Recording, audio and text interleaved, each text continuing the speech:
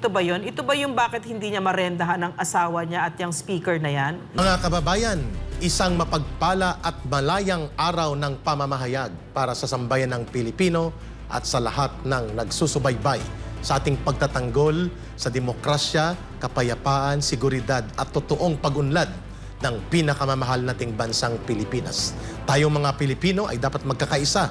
Araw-araw tayong magsasama upang talakayin natin dito sa programang inyong bagong tinatangkilik ang mga mahalagang issue kasama po ang aking kapartner bilang crusader and advocate of peace and democracy and security sa bansang Pilipinas, ang ating pinakamamahal at kapartner ng mamamayang Pilipino sa labang ito, si Ma'am Lorraine Marie Badoy.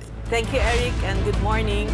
Dahil ang programang ito ay siyang nagbibigay daan at boses sa ating mga kababayan sa lahat ng sektor ng ating lipunan.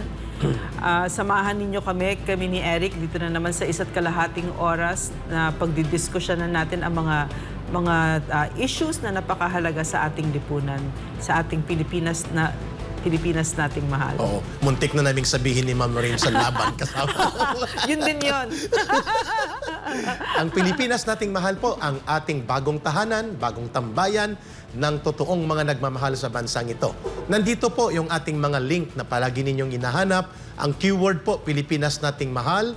Ang ating programa po ay masusubaybayan ninyo dito sa mga link ng Pilipinas nating mahal YouTube channel, Pilipinas nating mahal Facebook page, and ganoon din po sa Ka-Eric Celis na kinikerry din natin po at sa sambayanan na nagbo-volunteer na i-carry din sa page nila. So hanapin nyo lang po sa YouTube at ang www.smninewschannel.com. I-type nyo po dyan, i-search ang Pilipinas nating mahal. YouTube, Facebook, Rumble. Nakita ko rin kagabi, Ma'am Lorraine, nandun din po tayo. So mga kababayan, naririto po ang isang araw na naman ng paglilingkod namin sa inyo nila Ma'am Lorraine Marie Badoy. At sa unang bahagi po ng ating talakayan ay pupuntahan po natin maya-maya lang ang ilang mga mahalagang pag-uulat na ating dapat na ihayag sa ating mamamayan. Ma'am Lorraine, kukuha tayo ng maigsing balita tungkol po sa background ng ating panibagong Chief of the Philippine National Police. Aside sa binanggit kahapon ni Ma'am Lorraine that he was a graduate or he is a graduate of PMA Class 1991. He belongs to the class of PMA 1991. Si General Romel Marbil ay nanggaling pala ito sa rehiyon ng Region 8 kung saan din po ay nandun ang kontrobersyal na Speaker of the House nanggaling, but we are not insinuating something about that. It's just a statement of the facts.